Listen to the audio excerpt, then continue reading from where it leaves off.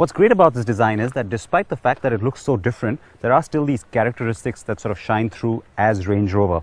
We're talking about not just the fact that you've got this huge badging up front, even the hood line, the classic Range Rover grille tells you immediately that it is one, but then you've got these Evoque characteristics which are really sort of flamboyant. The headlamp cluster, very, very flamboyant indeed. It's got the daytime running LEDs, and then you've got this line which sort of adds to that flamboyance. It sort of grows out of the front bumper, climbs up and turns into this huge muscle on the fender, and then sort of merges into the door. So very, very different, isn't it? Got nothing like that on the road. It also enhances the huge big wheel wells with the massive alloys. Nice big chunky mirror as well with an inbuilt indicator. And then you come to the part of the design which I think is my favorite. Now, I have to say the 3-door, the coupe, is definitely prettier looking. And having said that, we picked the 5-door today simply because it's more relevant to our market. Now, the roofline on this car is just a little bit higher than the 3-door, but you can't really tell when you look at it. And here's the part, I think, which does become my favorite styling characteristic. It's this roof line. It comes down very coupe-like and almost dramatically starts to drop off at the back. And at the same time, you've got this waistline that starts to climb. So it's really interesting because this section of the car therefore looks almost like it's being sandwiched down. That's where that coupe theme comes through, which is not typically SUV-like, is it? And what's interesting is it doesn't mean that headroom on the inside is reduced very much. So interesting and very different sort of a styling characteristic. At the back, the tailgate, again, huge Range Rover badging, very typical of these cars and much bigger than you'd expect it to be. The Evoque badging in red looks very smart. SD4 tells you that we're driving the diesel.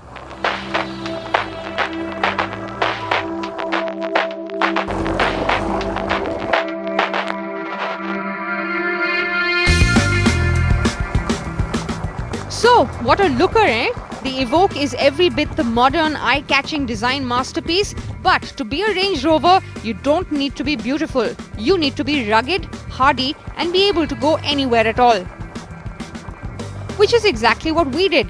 The grassy meadows on the Anglesey Island provided us the opportunity to try the grass and gravel setting on the Evoque's standard terrain response function, which can be switched on the fly like the other Rovers. And it's not a clunky dial like in the Freelander 2. The Evoque has an optional Magna ride, a system that essentially allows for the car's damper settings to be variable depending on the driving surface using magnetic fluid in the shockers. This variation affords you a comfortable ride quality without compromising on stiffness or vehicle dynamics. I have had the chance to drive this 2.2-litre diesel mill earlier on the updated XF just a few months ago, and I have to say at the time it felt a little bit punchier. Though having said that, it is very refined, and overall in terms of just the ride and handling, there's of course lots of that being taken care of in a sense by the onboard electronics. But yes, it is pretty good on this car too, and we've had the chance now to try out a few different kinds of roads as well, though I am now looking forward to a little bit more of the off-roading experience as well. Now, coming back to those onboard electronics, most modern day cars, I mean most of the high-end ones anyway, operating at price points like this one, you do get more electronics on board and more gadgets on board than William Shatner did in the Starship Enterprise. So yes, the car does a lot for you. That's not surprising. I think what's also interesting though is that within that there are some new features as well that Land Rover has thrown in. The one that I particularly find interesting is the one where the car is constantly also mapping the terrain that you're driving on. So if you quickly turn off a regular tarmac road onto a dirt road, it's just a 2-second turnaround time that the car needs to try and quickly also turn itself around to driving to that different dynamic.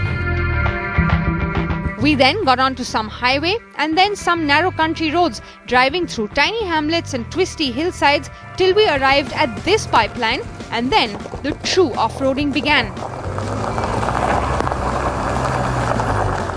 Inclines, straights, rocks and slash, we got it all, and the Evoque, now set to its mud and rut setting, went right through it with ease and good traction. Now what we are really testing here, of course, is also the terrain response, which for now I have set to grass, gravel and snow. There isn't any snow, but there's plenty of rain.